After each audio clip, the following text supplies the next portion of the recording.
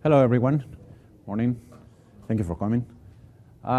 This presentation is about institutional readiness to implement online programs. My name is Luis Llorens, my co-presenter Jessica Espinosa. We are both part of a group of research and development within the University of Baja California, Mexico. And we are very much interested in thinking out of the box. In other words, this group, this is a very interesting group of people in the academic world, but coming from different places, from different areas, from different experiences, that have come together to try to move a big elephant, to try to move a university towards the use of technologies and online programs. And there are some reasons that I will be trying to explain to you and to talk to you about because of this. So the content of our presentation is going to be these points that are going to be next.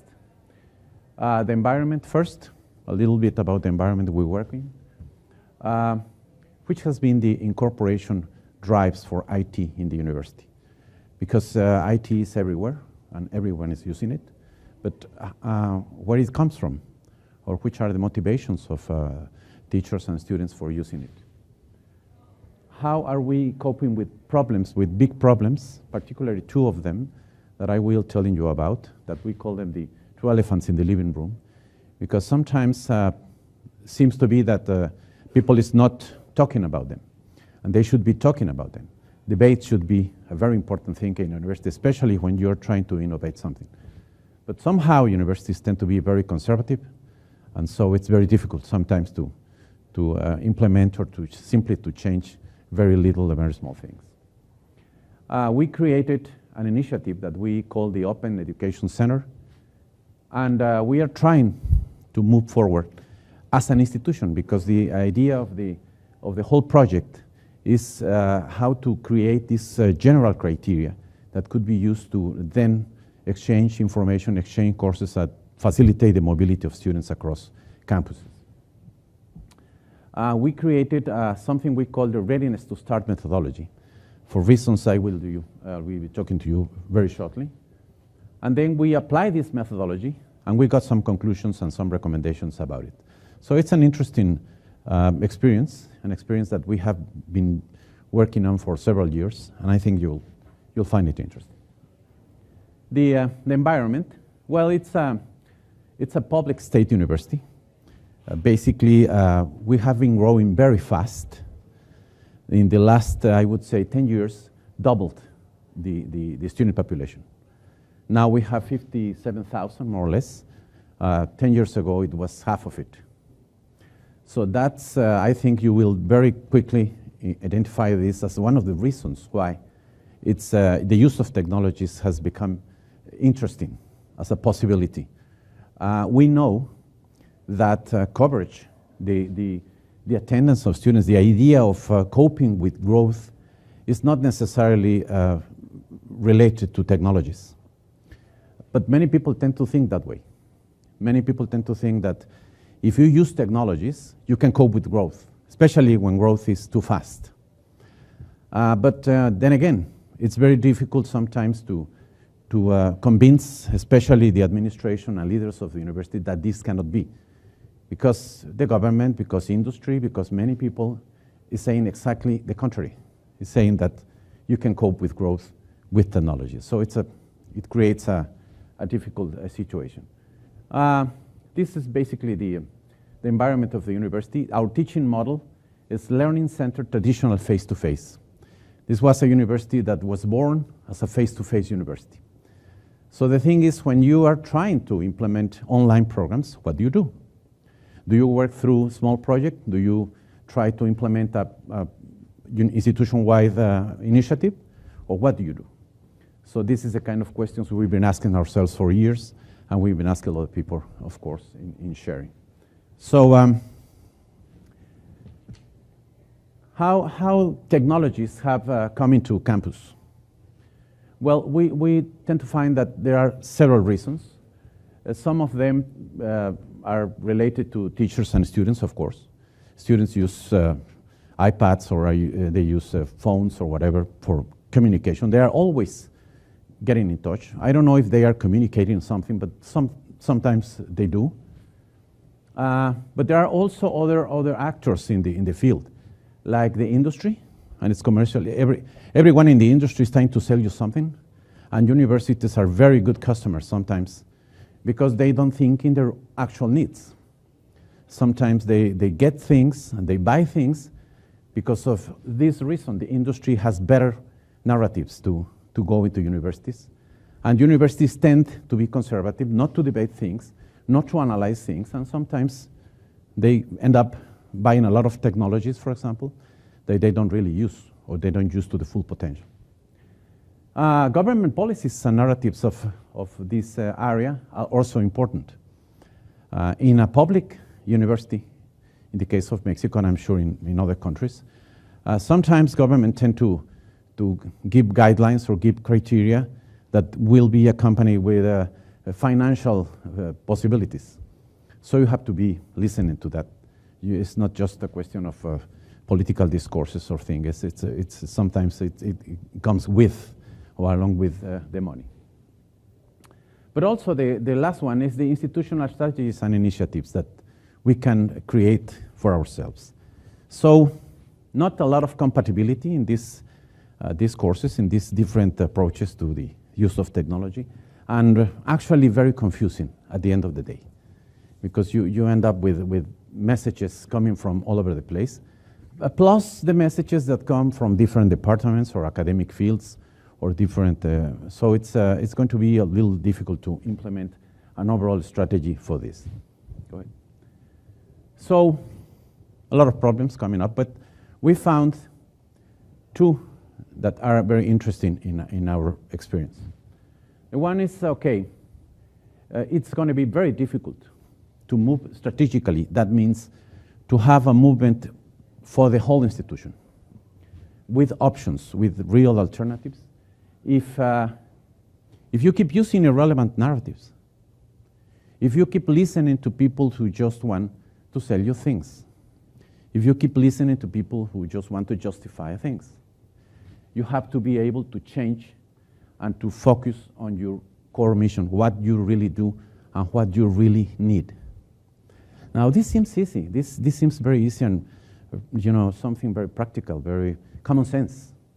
But it's not real. It's not really that for many people within a university.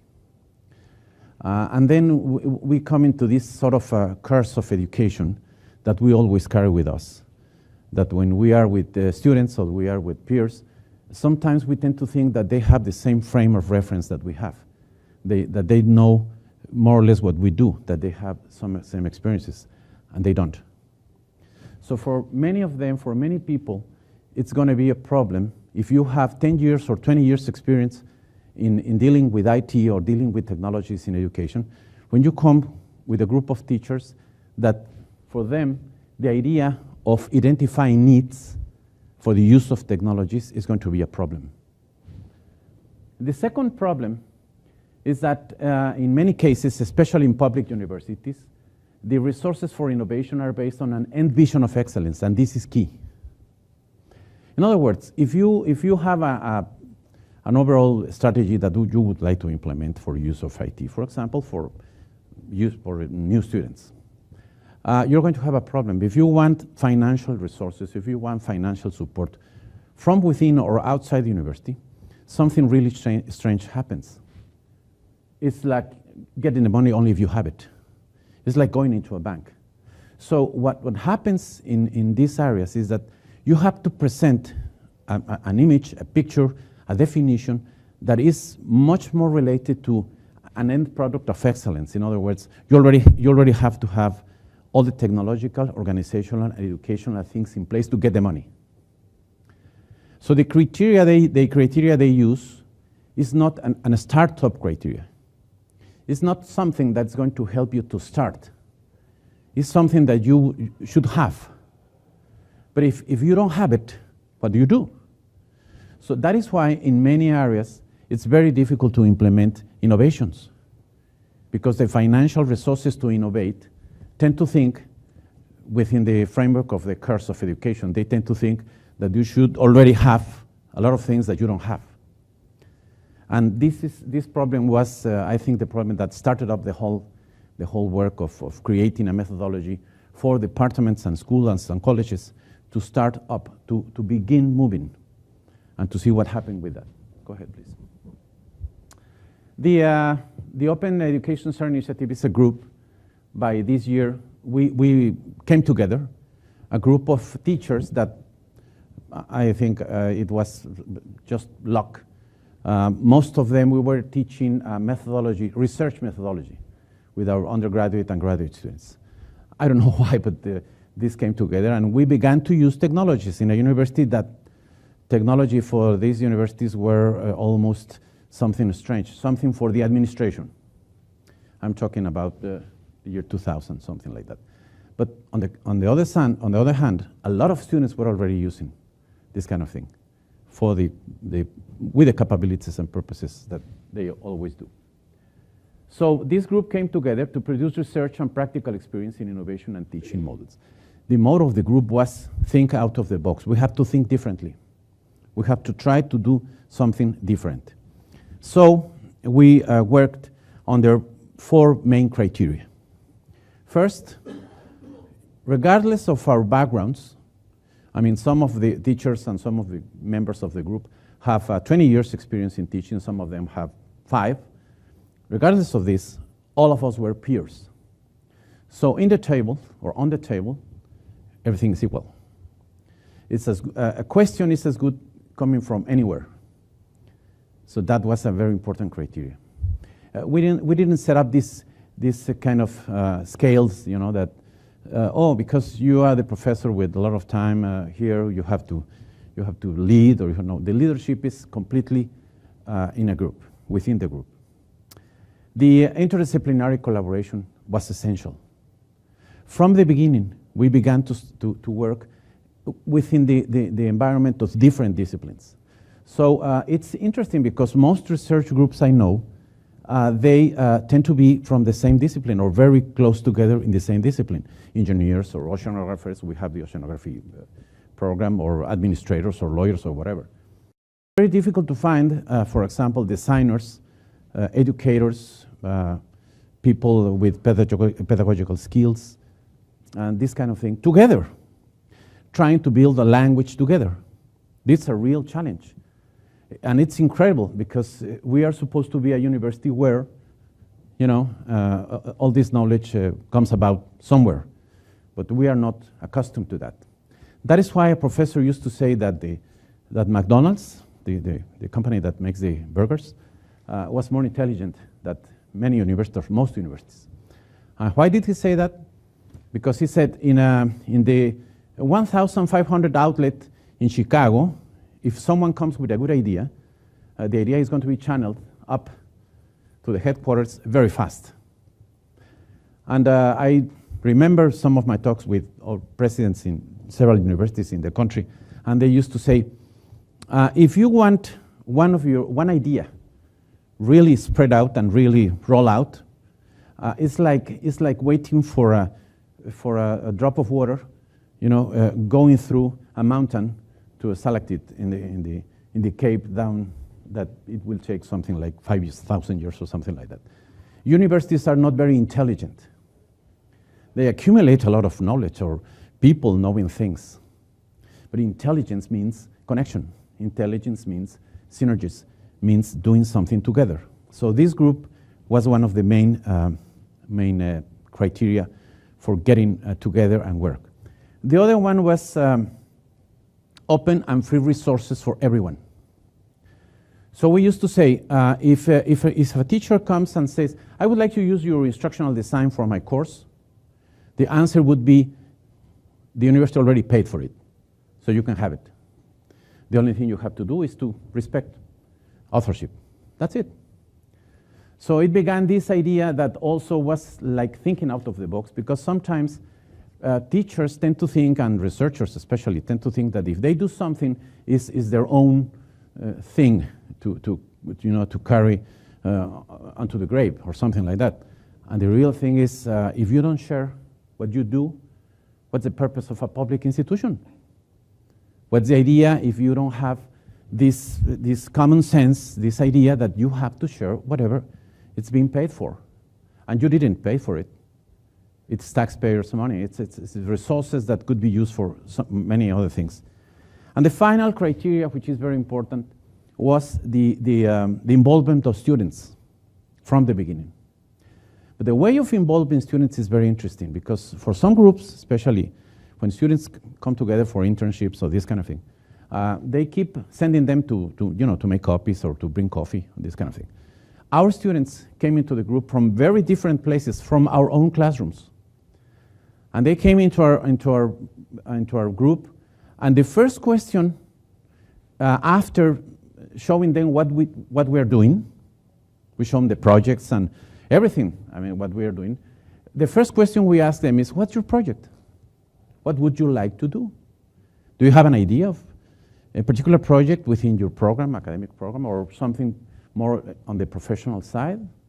Or would you like to do something?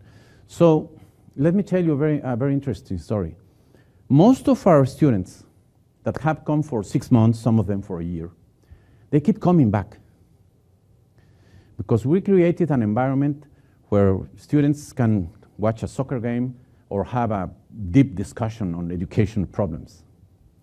We move into the youngster side somehow. And the other thing very important is that their projects, some of them have been developing their projects and come back for sharing, for questioning, for whatever. So the involvement of students has been very important. Next one, please. Now, a very, very interesting thing is that because of this multidisciplinary making up of the group, we very early on understood that if you were going to do something related to incorporation of technologies into education, you would have to think simultaneously within a sort of a complex environment of thinking in 3 things simultaneously: technology, education, and organization.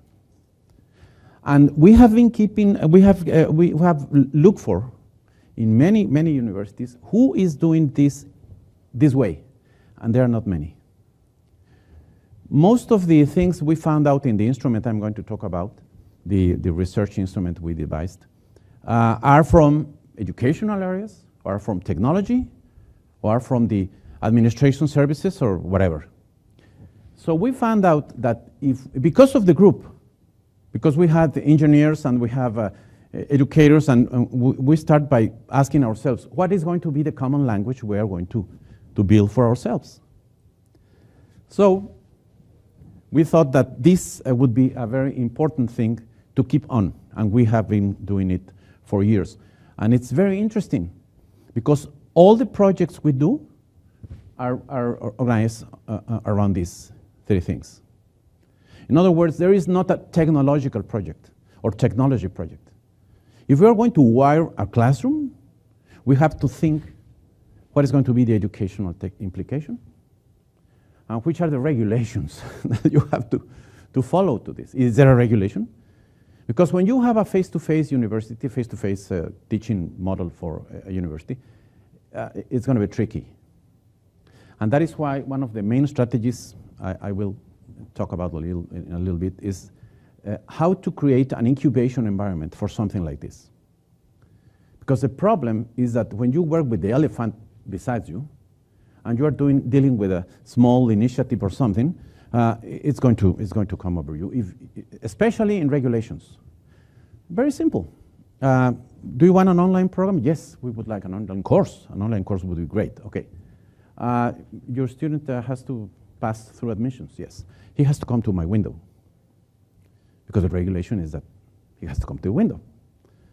So how do you create all these things that changes the mentality, not only of teachers, because that's a lot of people have talked about, but of administrators, people dealing with their own reign in their desks, their own feudal kind of environment around them. Okay, the next thing is that after some years of work, we began to work with other academic departments because of this open kind of attitude.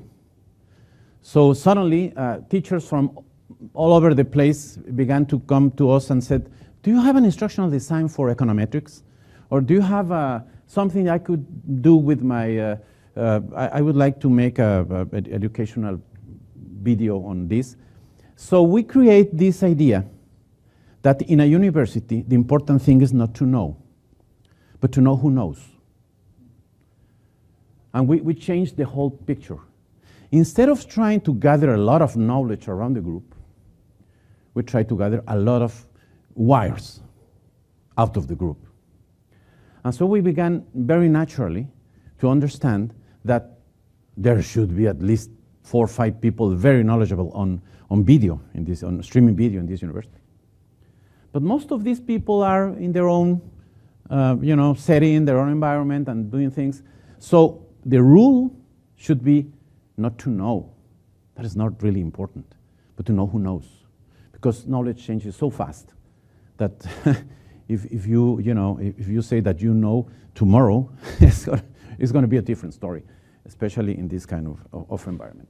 So we created a center, and it became, in time, the main institutional initiative. Very interesting thing. We didn't ask for that. It began to grow somehow naturally as a network of teachers. That's a very important thing. It grows out as a network of teachers. Go ahead, please. Now, how did we grow? Well, keeping the approach, keeping the technology education organizational approach, grow from within the academic fabric. We didn't try to invent the online university or the online department of that. We said, this is the long walk. The long walk is going to be work with your actual teachers, because the teachers have the knowledge, you assume, they have the knowledge. So it's better that if you reinvent things and you're going to work, perhaps you're going to think that this is going to be the quick way, but actually it's not. Diversify the predominant teaching model and create a startup methodology, which was the main thing about this project. Go ahead, please. Now, we began to create this Readiness to Start project, and because the dean and teachers in the departments of education wanted to find out to what extent they were ready to diversify from the existing face-to-face program to an online option. So they came to us and they said, do you know how could we start this thing? So they said that they had already decided it, because they had agreements, internal and external, and they have a lot of students, new students, and they had to do it. And we made a big mistake at that moment. We believed them. We believed that they already had clear definition of what they really needed. We believed that they had a definition of why they need technologies for. And that was our mistake. And this mistake proved to be very interesting, because it took us to develop some other things about this methodology. In other words, what I'm trying to tell you is, in a path like this, it's the number of mistakes and errors is going to be greater than the successes. It's interesting, because it's like in research. I mean, you keep reading dissertations that are all over successful. I mean, they are always successful. And I would like to see, especially my students, to write down what their mistakes were. Because I think other students trying to follow up on this research will benefit more on these apparent successes than the real life of someone trying to deal with, I don't know, with whatever research is doing or she is doing. Okay, so the Readiness to Start project, we focused on creating an instrument to gather relevant information about TO expertise and capabilities, because we assumed that they already knew what they really need. So we said, okay, we're going to work on this, and our goal is going to be create and start the online version of the academic program. Why we were doing this? Because what I said before, if they were going to the university administration or to external sources for money to do this, they would ask for them to be in Shangri-La already. And they were not. They were just starting. So how do we help them?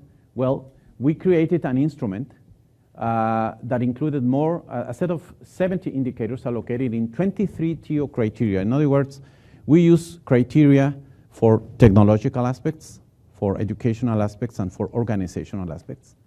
And we mingled them together in our observation through focus groups. We are going to see a slide that talks a little bit about this. Go ahead. So in this project, just to put an example, for example, the educational dimension, the 3 dimensions, the TOR dimensions for us, in the instrument including 4 aspects. Each one of them observed through several criteria, indicators, and metrics. For example, one of the components was curriculum. The criteria was the curriculum can be operated in an online learning process. In other words, the curriculum is already prepared for this, which is not very simple. And the indicator was instructional design takes into account teaching and learning needs. So we proceed to devise this instrument, which was a way of communicating with them. It was not a questionnaire that we sent. It was a guide through which we sat together with them, and we talked together with them for weeks until we defined really what the capabilities and the expertise really they had to start with this project. Go ahead.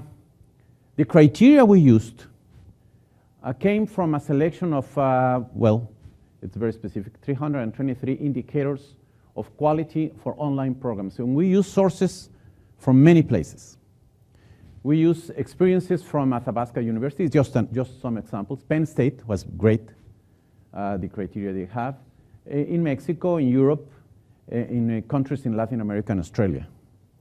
So the question we asked was, which are the criteria institutions use to measure, to observe if something is ready to start?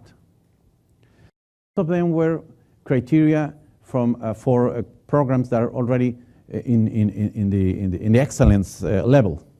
They were very useful. And we found another thing. Every institution has a focus on its own set of criteria. Some of them tend to focus on strategic aspects, some of them on technology, some of them on education. So we had long discussions in the selection process of these 70 criteria that eventually became the instrument that we use to work with the Department of Education in their master's degree program to find out if they were, how ready they were really to start. Because that's an interesting question. They wanted to do it, but they didn't know if they were ready. Go ahead. And the project, well, we selected the program. In this case, they came to us as customers, as clients. We integrate the teams of information. In other words, in the Department of Education, they had to create 3 teams. One in technology, people working in technology within the department, education aspects, curricular aspects, teaching, and so on, and the organizational things, rules, everything that regulates what they do. And these teams worked through a focus group kind of environment, and they came together to analyze not only what they found out in their own dimension, but what were the implications of what they found in the other 2 dimensions. And this is very interesting. So, for example, if the technological, the people in the team of technology found out that the use of wireless technology was not as advanced as could be for startup online program, it was not only the conclusion that we need to expand the wireless service, but the thing is, what is the implication in terms of our regulations?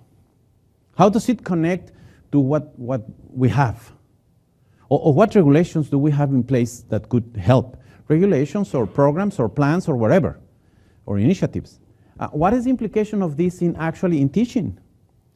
Because what we wanted to anticipate is that sometimes you invest in something because of a particular reason within a dimension. it is important to expand on wireless technology. Yes, it's important. Why?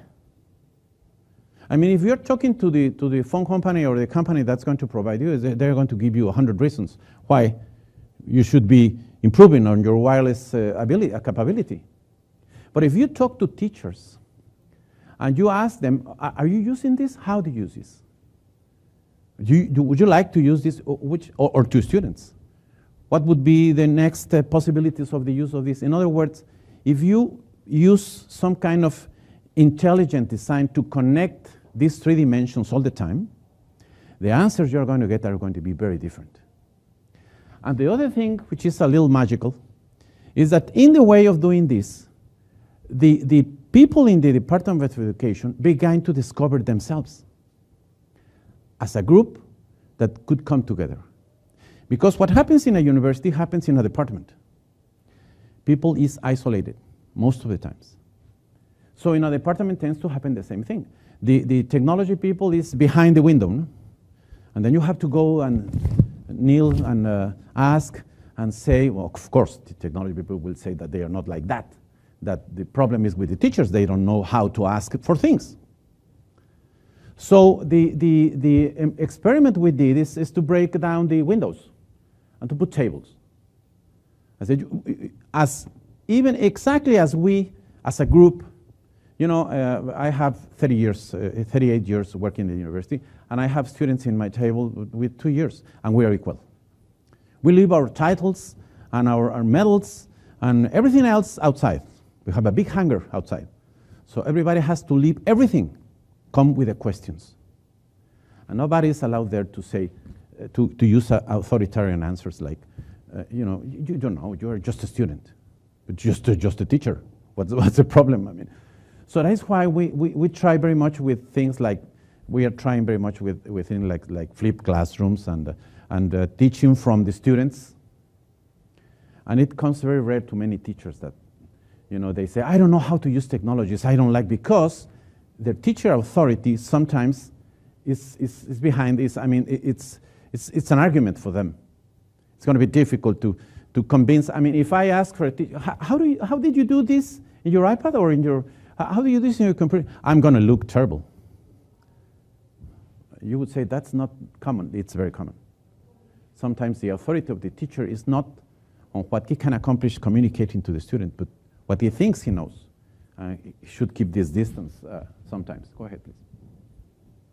So the study helped us to really create this methodology that it's made up by 4 things.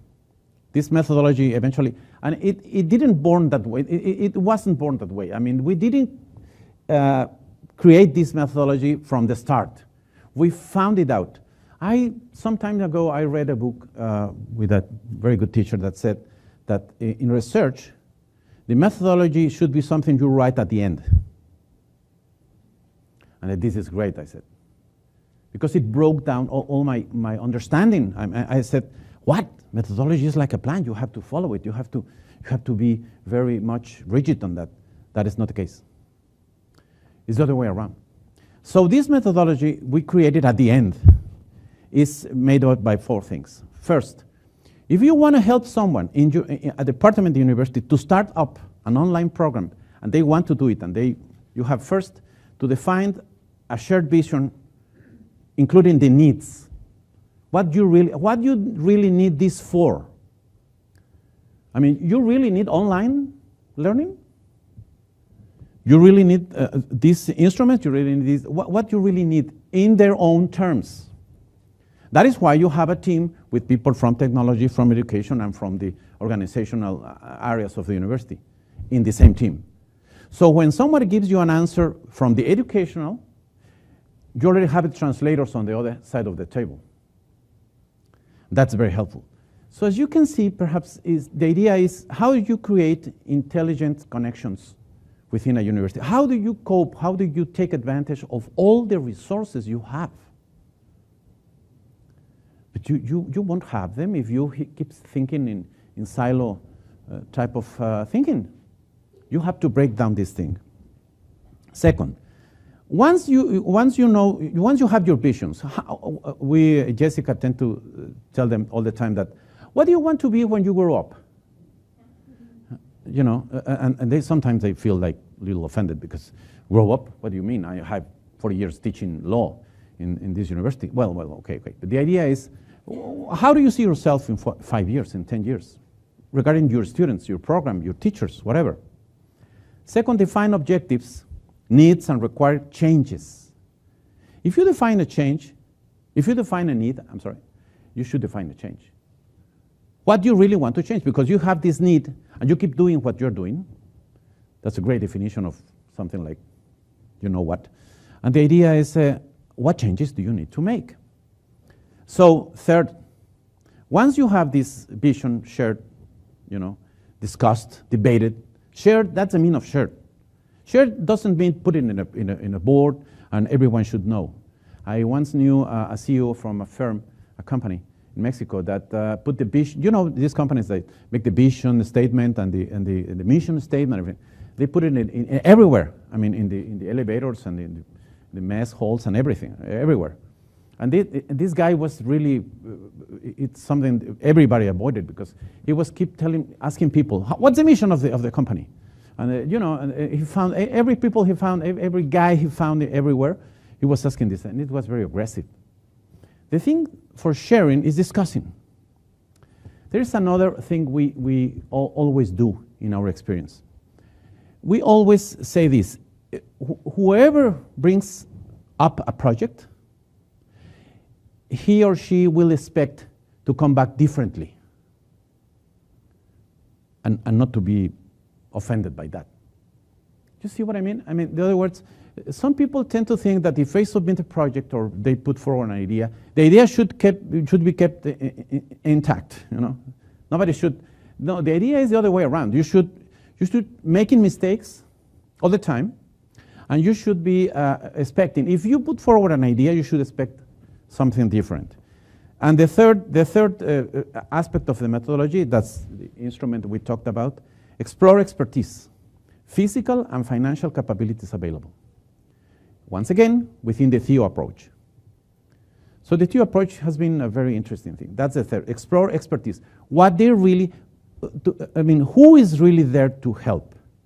Because they can tell you, they can give you a list of experts and things, but do they really have the time to do this? Are they really willing to do this? Are they really interested in this? Because in universities happens this kind of thing. Deans, for example, or people in the administration tend to think that the teachers are just in the hamaca having a cocktail or something. They don't do nothing. So they can ask them anything. You have to be in this committee. Why? Because you should be in this committee. Do you know what? That I don't have the time for my family. and you want me to.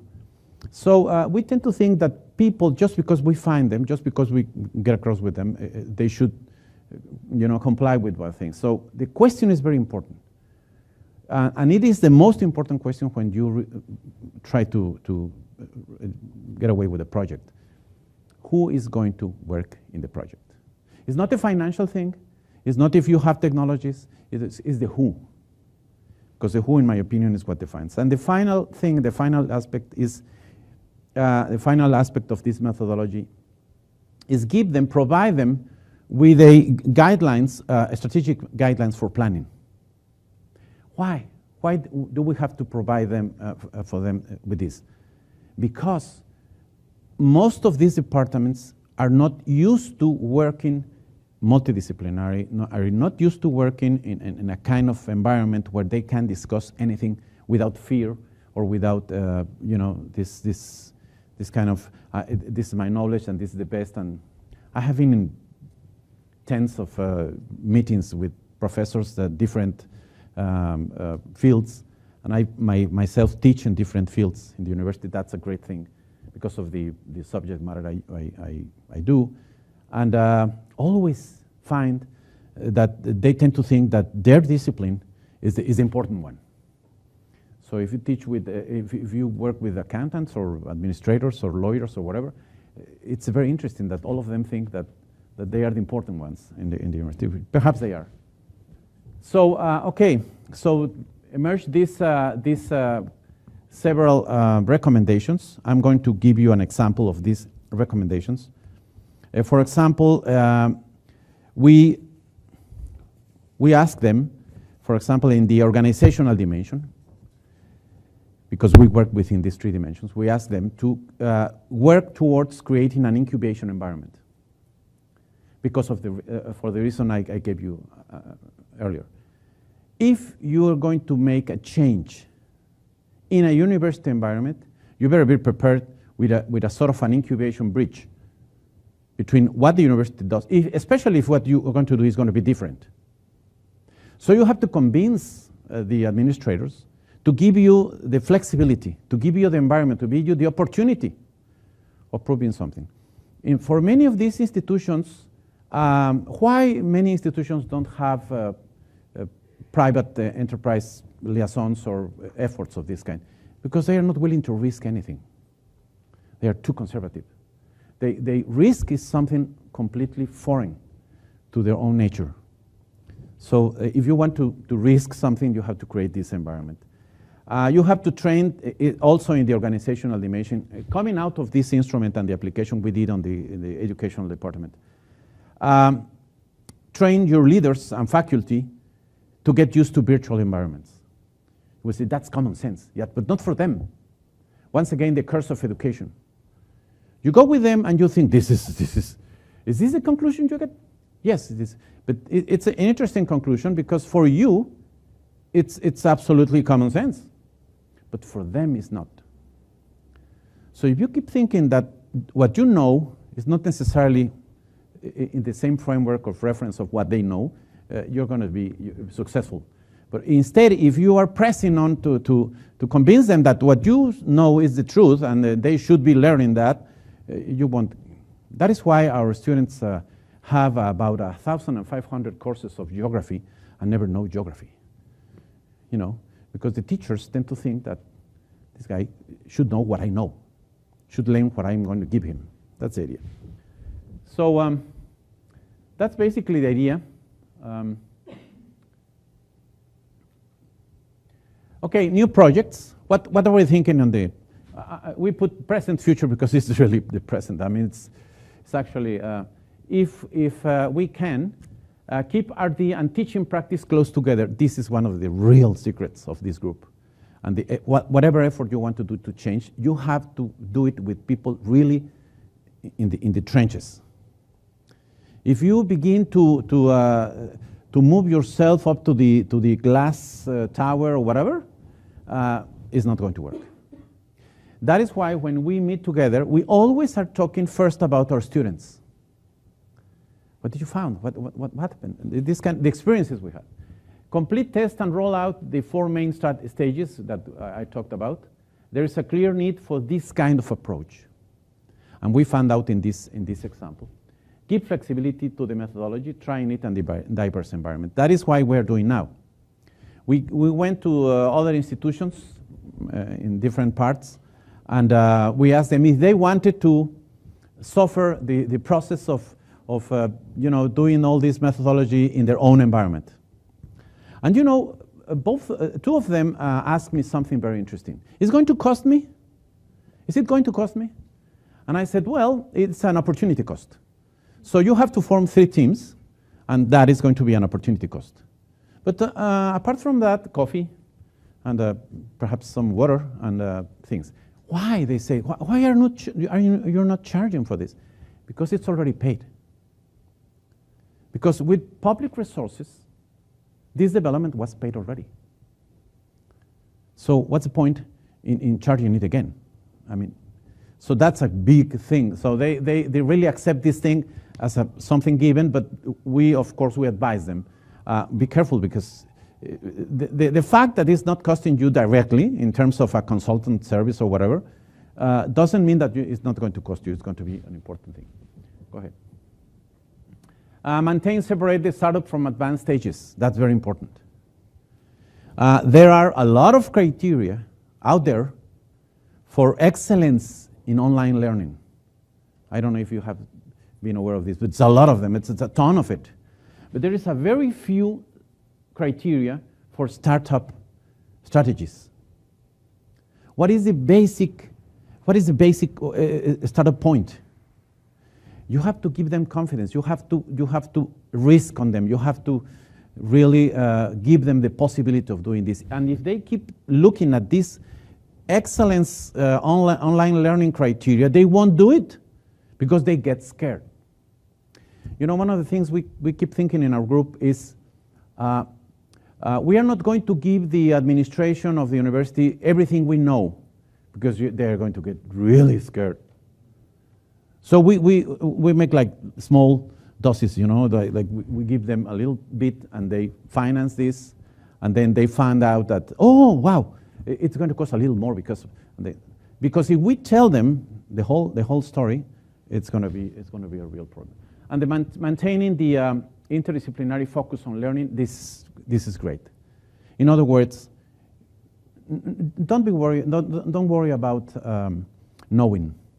You can know, of course, you know some things. You know many things. Worry about knowing who knows in university. And if you reach out, they will help. Because most of these guys really want to share things. But sometimes we keep, you know, like thinking. That is why, you know, these old universities in Europe and the model we have in Mexico and Latin America and many countries in the world, which is the college model or the school model, different from the department. Saying the department model is as different as the school model in this respect. They tend to become little universities within the university. You know, and the cubicles tend to become the little university within the larger university within the university. I don't know why we do this, why we do this, but this is, I tend to think it's like a mental kind of state. I mean, you should be open and you should say, I don't know 99.9% of what I need. Okay, who knows it? And if you go to a student and say, what did you say, how did you say was it the click that you have to do this? It depends on the attitude. If you go with him with the idea of, I've been trying very hard to be your teacher and to show you that I know, but eventually I came with this doubt. He's going to laugh, and justifiably. But if you go ahead with the whole university with this idea, we have to learn together, some things can happen. Okay. Still? Well, that's the idea. Questions? Recommendations? Things that we should be, you know, this is like the iceberg. Do you remember this photograph of the iceberg looked at from over the water and you know this photograph? Okay, you know that 3/4 of the whole thing is below sea level, and that is how we work.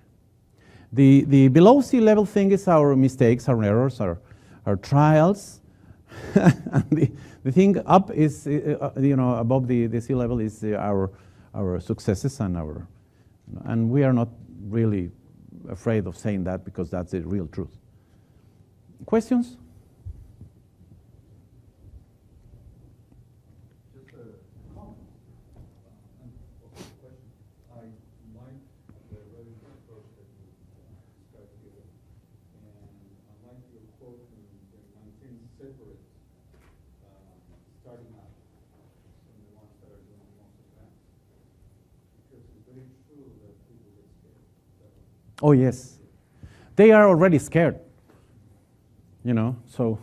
How many programs you said now you have online? You have a program online already? Oh, we are doing our first online program already in the Faculty of Pedagogy in the university. But we are devising courses to every student that want to have this course, regardless of the program, all of them online.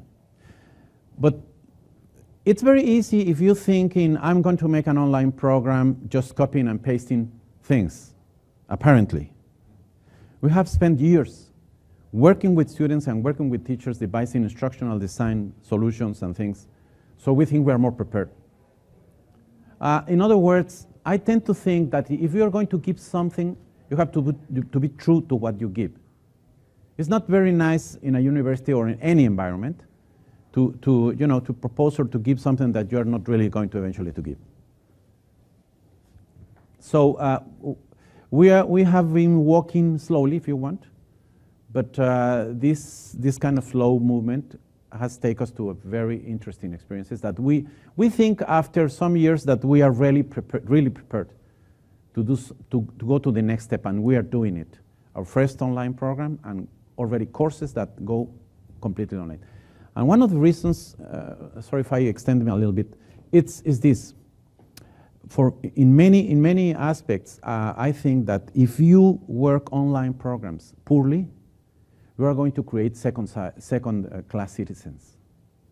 And students will know that. Sometimes students say, are you going to take, especially in blended learning and face-to-face universities, are you going to take this course? Yes, but I couldn't take it face-to-face. I have to take it online. Meaning, it's a different solution. So the challenge is, how do you design an online experience that is at least as good in terms of integration, whatever, participation, learning, that the face-to-face. Anyone else? Yes? Do you have your readiness instrument available for us, or is it just inside your institute? Yes, we are already, we just are about to register it in the Commons, Creative Commons.